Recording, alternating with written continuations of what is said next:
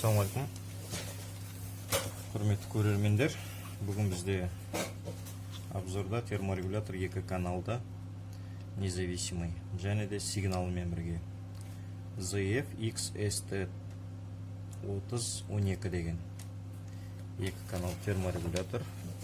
Артына келетін болсақ, бұл жерде жазылған терморегулятор минус 50-ден 110 градусқа дейін жұмыс жасайды әр канал, және де погрешность плюс-минус 0,5 градус Цельсия. Датчиктің сопротивлениесі 10 килоом, ұзындығы 1 метрдай. Екінші каналда тура сондай характеристика. Мына жерде берілген настройкаларының функцияларының характеристикалары. Одан кейін 3 питаниямен қолданылады. Негізі әр терморегуляторның қай жерде галочка тұрады, сондай терморегулятор болып саналады питаниясы. Бірінші жағдайда 12 вольт 120 ваттқа дейін қуаттылығы, екінші жағдайда 24 вольттан 240 ваттқа дейін қуаттылығы максималды. Үшіншісі біздің жағдайымызда 220 вольт 1050 ватт, яғни 1,5 киловаттқа дейін максимальный реленің нагрузкасы, шыдамдылығы. Осындай болып саналады, көрінеді. Мына жерде датчиктарға келетін болсақ, датчик проводтары НТС деген сол жағында саналған кезде бірінші каналдың жауап беретін датчигі мен проводы. Одан кейін қызыл қара провод, біздің жағдайымызда питание 220 питание береміз, қосамыз. Екінші жағдай сары қара провод пен датчик. Бұл екінші каналдың жауап беретін жақтары. Енді қосу жағына келейік, одан кейін настройкасына өтеміз. Қосу жағына келген кезде біздерде бірінші каналға лампаны қолдандық, яғни екінші каналға вентиляторды қолдандық. Енді қосатын жағдайына келген кезде бізде қызыл қара провод 220 питание бердік напрямую, 220 питание. Одан кейін мына сары қара провод бірінші каналда біздің жағдайымызда, мысалы сары проводқа сіз фаза берсеңіз, немесе 0 берсеңіз, қара проводтан соны аласыз. 12 вольт жағдайында, мысалы сары проводқа плюс берсеңіз, қара проводтан плюсты аласыз. Релей жұмыс жасайды бұл жағдайда. Релейный тип, одноконтактный. Біздің қосқан жағдайымызға қарасақ, қалай қосқанымызда. Мысалы, қызыл қара проводқа прямой 220 бердік. Одан кейін екі каналдың қара проводын алдық та, мысалы 220-ның 0-на бердік. 0-на бердік. Немесе фазасына бердік деп айтса болады. Ереже бойынша негізі 0-ға берген дұрыс. Ал ішіндегі релені ереже бойынша фаза жүрген дұрыс. Одан кейін екінші проводты перемычкамен бердік та, яғни бұл жерде мысалы қара проводқа біз фаза берсек прямой релеге, терморегуляторға, одан кейін мына сары проводтан фазаны аламыз. Енді оны лампаны қалай қостық? Мысалы 220-дан келген бір проводты прямой релеге бердік. Біздің жағдайымызда қара провод болсын, қара проводқа бердік. Екінші проводты 220-дан келген прямой лампаға бердік. Перемычка жасап, міне екінші қызыл провод тұрған жерден перемычка бердік. Енді мына жерде қара провод біз фаза бердік дедік терморегуляторға. Одан сары проводтан фазаны аламыз. Терморегулятор істеген жағдайда фаза пайда болады. Сол кезде лампаның екінші контактысына, екінші проводына және сары проводты жалғаймыз. Сонда реле 0 общий болғанымен лампаға реле фазаны қосып, өшіріп тұрады. Осындай мақсатта жұмыс жасайды. Точно солай вентиляторда солай қолданамыз. Мысалы, фазаны прямой бердік терморегуляторға и сары проводтан фазаны аламыз. Вентилятордың бірінші проводына жалғаймыз. Ал енді 220-ның екінші проводынан перемычка беріп, например, 0-ді вентилятордың екінші проводына жалғаймыз. Мына жерден көрсеңіздер болады.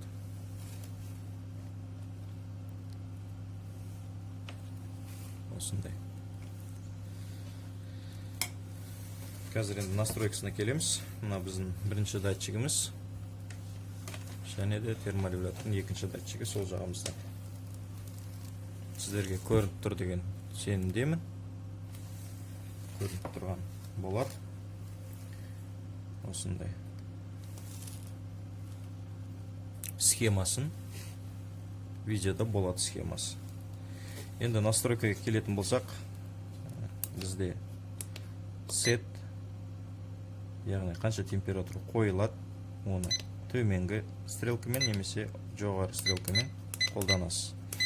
Максимальны ең азғы төменгі максималды температурасын көрсек, біздің жағдайымызда -50 дедік. -50-ге дейін жұмыс жасайды.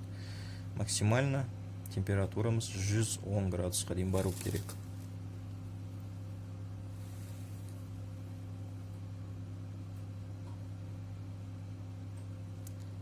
80, 90, 110 градусқа дейін барады екен.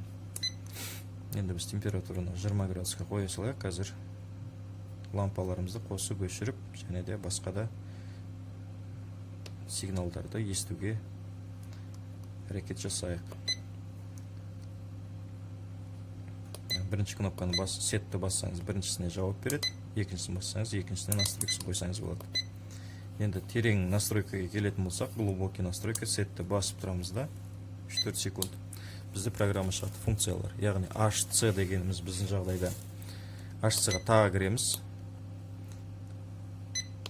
Сетті басып тұрып кірдік, HC шықты, одан кейін тағы да кратковременно бассамыз H немесе C. C деген бұл охлаждениеге жұмыс жасайды, H деген бұл нагревке жұмыс жасайды. Яғни қыздыруға және де суытуға жұмыс жасайды, екі режимде жұмыс жасайды. Біз нагревке қоя береміз. Келесі функциямыз D. D-ға тағы да сетті басып кіреміз. Бұл жерде гистерезис, яғни мысалы 20 градусқа қойсақ, 20-да өшіп, 19-да қайтан қосылады. Я болмаса 2 градус, 3 градус, максимально 30 градусқа дейін қоюға болады. Біздің жағдайымызда 1 градус ала берейік. Мысалы 2 градус десек, 20 градус температура қойсақ, 20-да өшеді де нагревке жұмыс жасаса, 18-де қайтадан қосылады. Біз 2 градусқа қалтырдық. Келесі настройкамыз D-ны гистерезис дедік, LS, яғни LS-іміз бізде жақсы функция, яғни мына жерде төменгі температураны задавать етесіз. Егерде сол температурадан төмен түсіп кеткен жағдайда терморегулятордың ішінде сигналы болады, сол сигналдың дауысы шығады. Мысалы, қазір біздің жағдайда 15 градусқа қояйық, оны испытать етіп көреміз.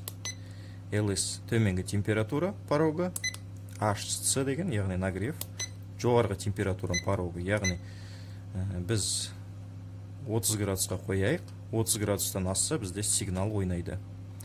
Және LS төменгі болса, HS жоғарғы температура. Келесі бізде калибровка датчика. Датчикта погрешность болса, калибровка жасасаңыз болады. Одан кейінгісі P7 деген. Бұл режим ожидания включения в минутах, яғни минут жайында таймері бар. Мысалы, нагрузкамыз задержкамен қосылады. 1 минут, 2 минут қойсаңыз, немесе мүлдем алып тастасаңыз болады.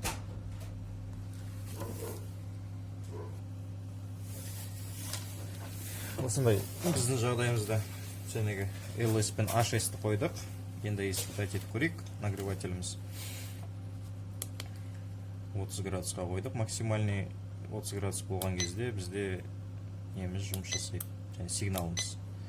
10 градустан, по-моему, қазір тағы қарап жүрейік. LS 15 градустан төмен түссе, сигналымыз ойнайды. Бізде енді қазір каналымыз лампа жағында. Бірінші канал 15 градустан төмен түссе, бізде сигнал ойнайды. Көрдіңіздер?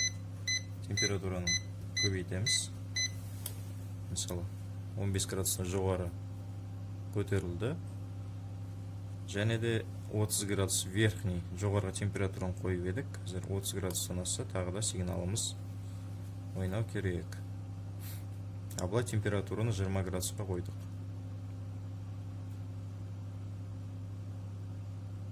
Бір жақсысы осындай сигналы бар.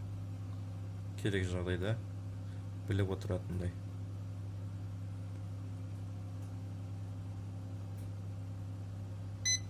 Мінекейіңіз.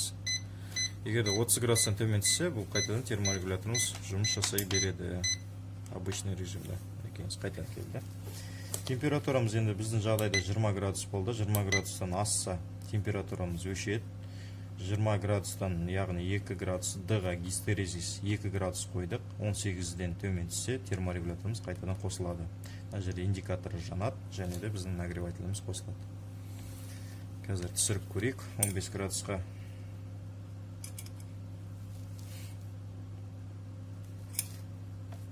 Evet, 15 градустан төмен түссе бізде лампамыз жанады. Жоқ, кешіріңіздер, 18 градустан төмен түссе.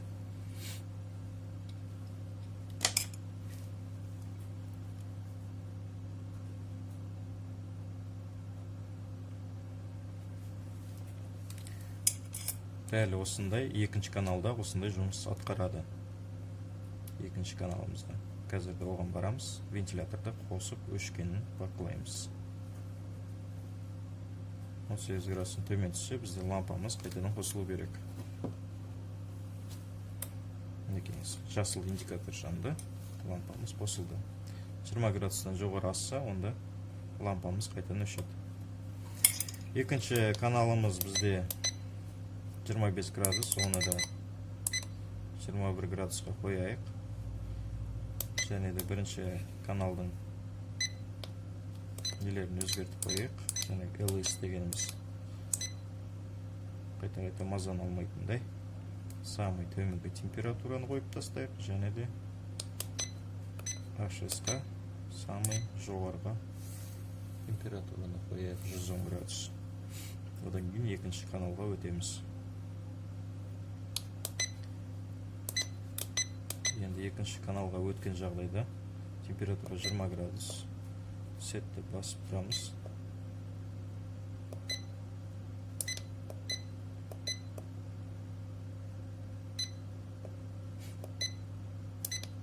H нагрев болды. 5 градусқа тұр, біз 1 градусқа қояйық. Гистерезис LS қала берсін. Максимально қала берсін. Калибровкамыз 0,0. Режим ожидания включения 0,0.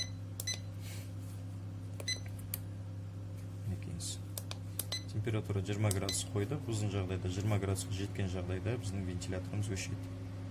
1 градус қойдық, яғни 20-дан төмен 19-дан 20-дан 1 градус алсақ 19-ға түскен кезде вентиляторымыз қайтадан қосылады.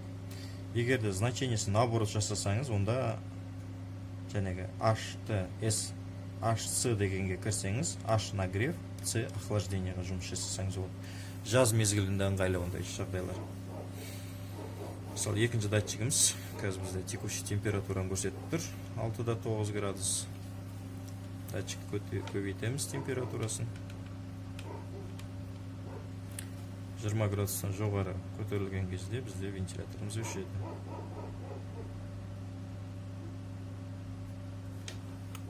Вентиляторымыз өшті. 19 градустан төмен түскен жағдайда вентиляторымыз қайтадан қосылады.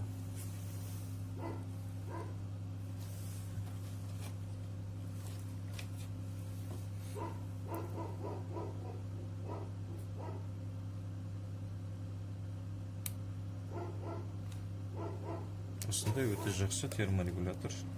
Егер де үлкен нагрузкалар қосып атқан жағдайыңызда болса, тендар 2 киловатт, 3 киловатт, 10 киловатт, кондиционерлар мощный, онда дополнительный реле арқылы қосасыздар. Ол жайлы тағы да видеороликтер болады. Болашақта Алла қаласа. Осындай терморегулятор.